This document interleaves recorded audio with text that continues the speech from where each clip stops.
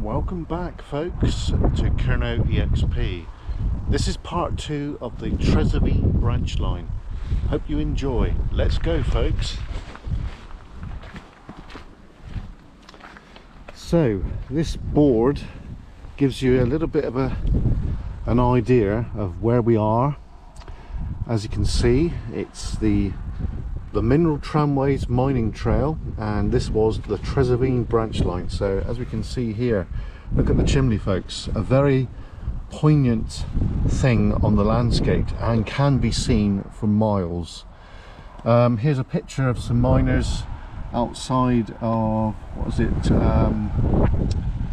the mill down the road here, and then we've got one of the steam engines that we used. That engine's called Miner, and later on they did modernise the engines. Here's another view of inside the boiler house. This is a Harvey's boilers, and Harvey's come from Hale, and there is a few bits and pieces here which we're going to look at. So without further ado, let's go. So what we'll do now is we'll briefly go into time lapse until we get to this bridge. See you in a minute, folks.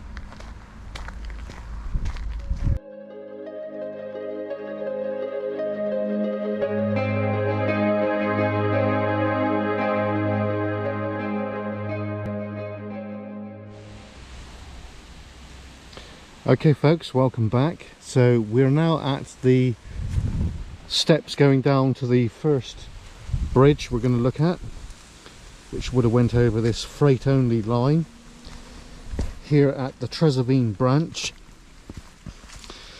So path is a little bit uneven and what have you, and a little bit slippery, so we'll just take our time.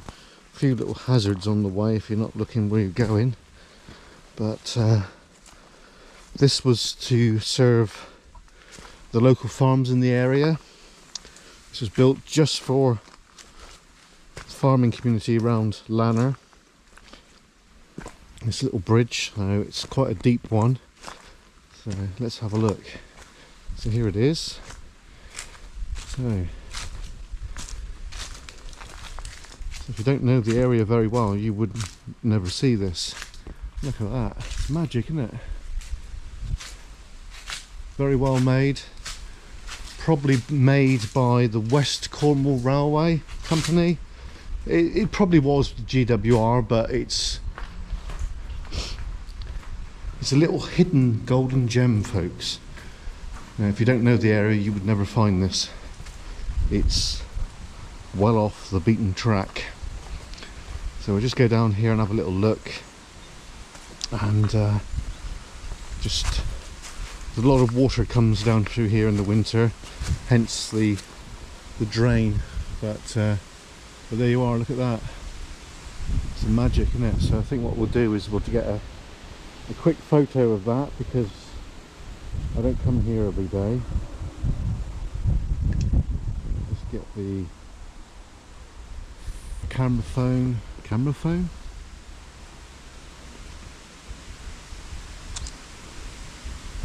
There we go, got a picture of it.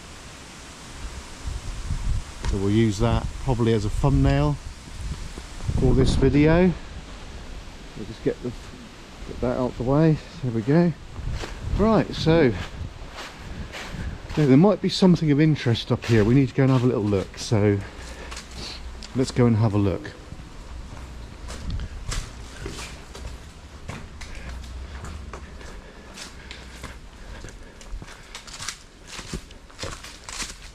So I don't think this path here is used very often. Quite clearly see that, can't we? So let's just go up here just briefly.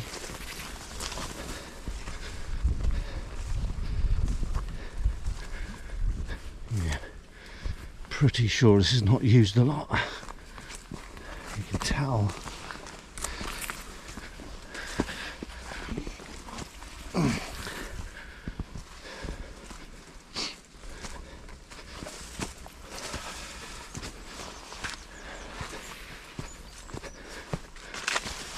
don't think we've ever been up this path before. This is a new one.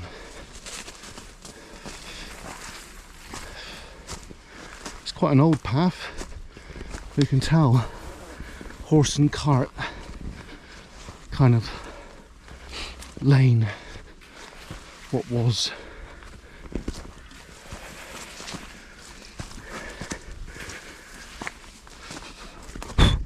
Sorry. Right. Can we see what we're trying to look for? Probably not, so I think we'll call it on that one. The drone will be the boy to look for that little old hut that we found on Google Maps.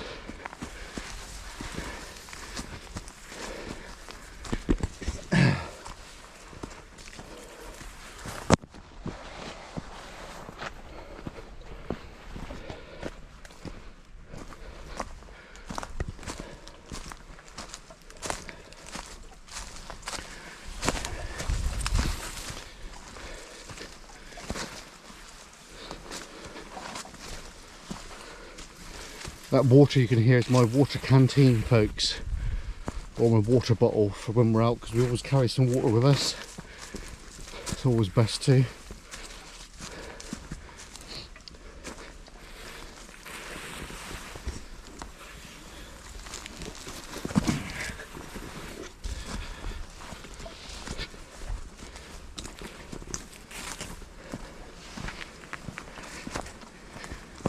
So we're heading back now, and then we're going to go back up onto the track bed, and then we'll go briefly into time lapse. Whee! These shoes aren't very good. Carrymore's, they're good, but they're not that good. There's the bridge again. So we're going back up here.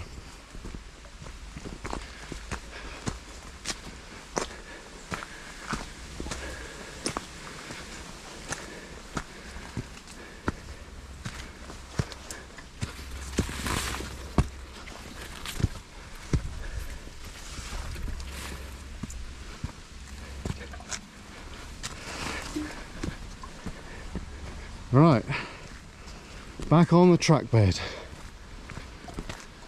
You can see here that this is one of the original chairs that hold the railway line in position.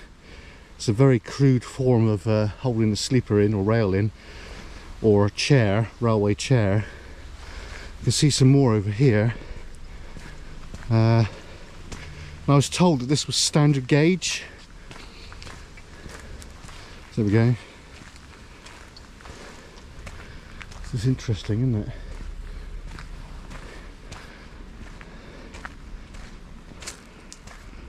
Right, so let's go to time lapse. Here we go, folks.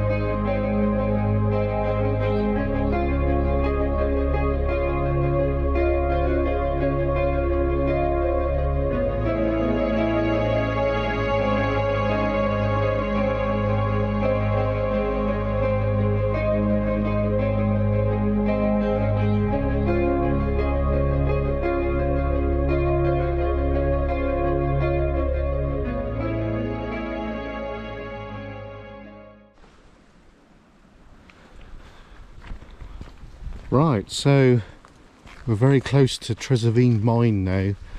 A few years ago, a group of Red Roof Railway enthusiasts created a small section of track which was here at this location. So we're just coming up to it, folks. It's just down here. So I thought I'd film it today, Monday, because the weather is with us. The wind is up a little bit, but we should be able to fly the drone anyway, so it's all good. determined to get the drone up anyway, so we will do that.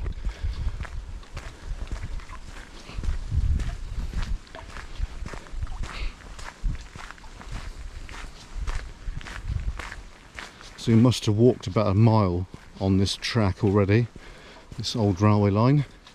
So here we go, here's the bit of track which they resurrected.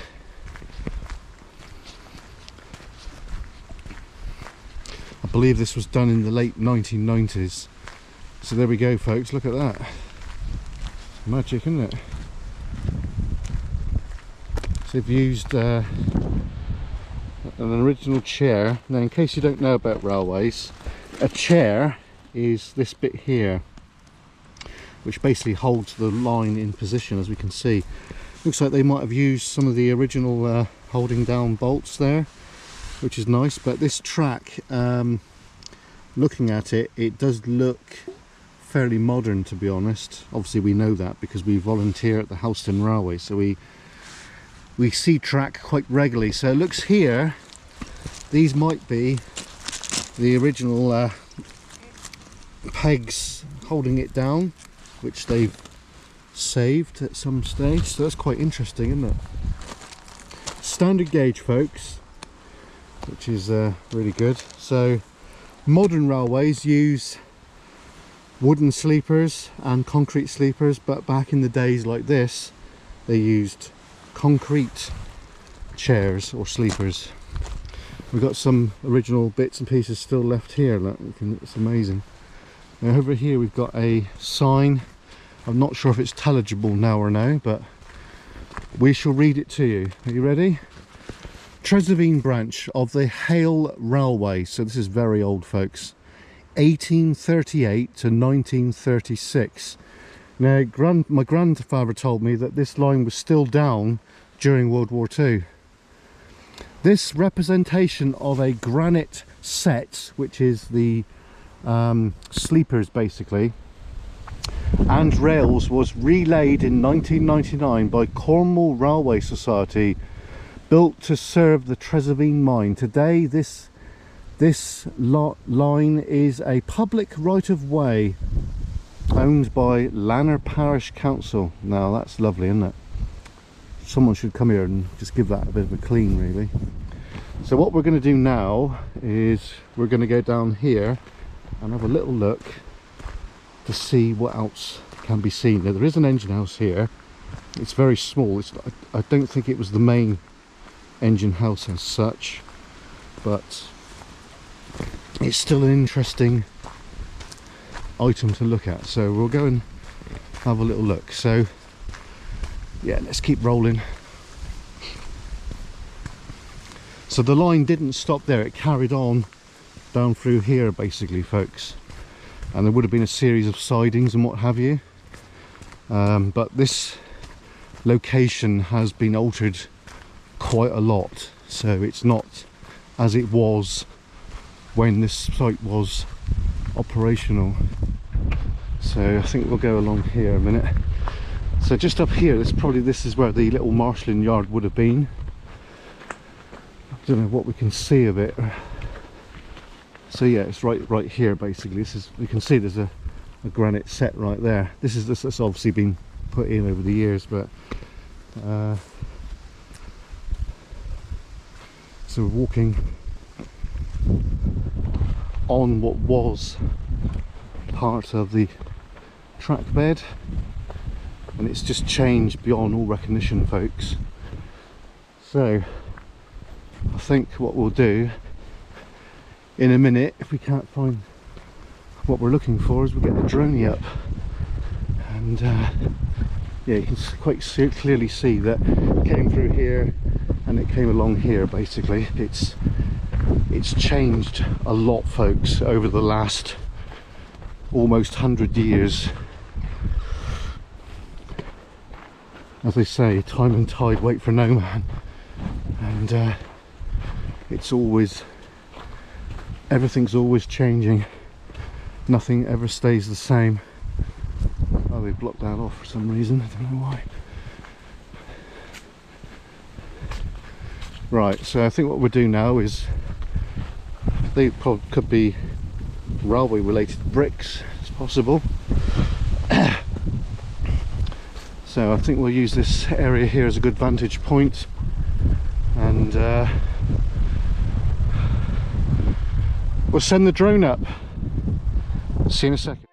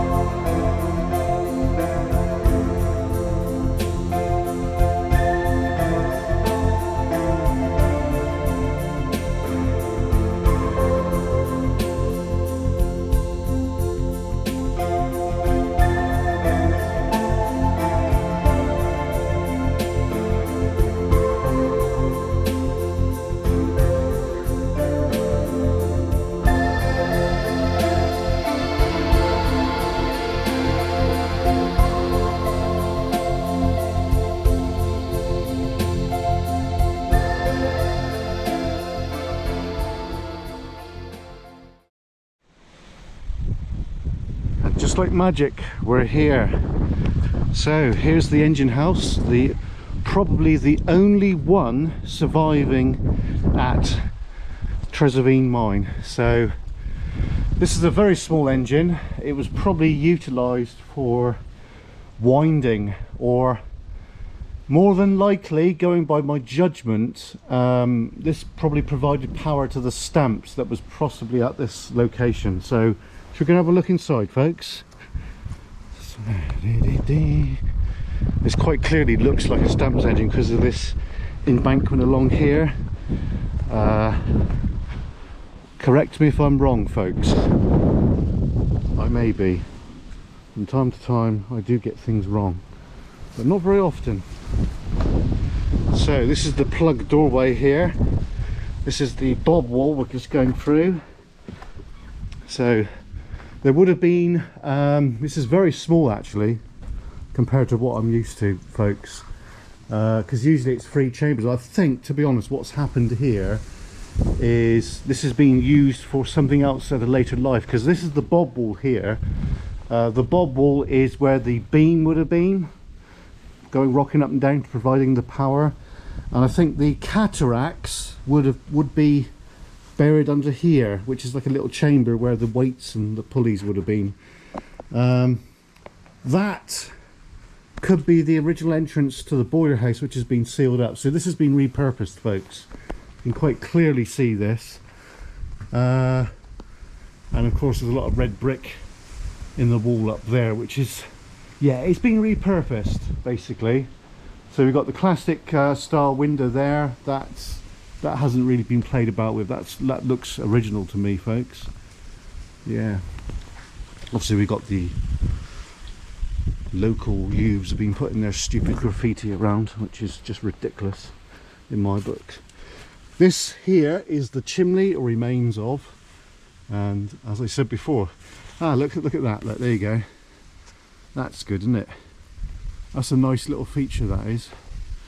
And then you've got the original entrance into the engine house. This land has been built up, folks. This would have been a lot lower than this, I'm sure of it. Now, a chimney, the reason why they have a chimney on an engine house is the boiler house would have been right next to this, possibly along this side here, and basically the chimney is for draft. Draft is to make the fire burn hot, which then provides steam. Steam then is used for the engine to either pump the mine, or for winding the material up and down, and or for a stamps. I think this engine house is a stamps, folks. There's no sign or anything like that, so yeah, I'm pretty confident that is a stamps engine house. Anyway, we're going to go to the time-lapse bit now, and then the end of the video. See you then.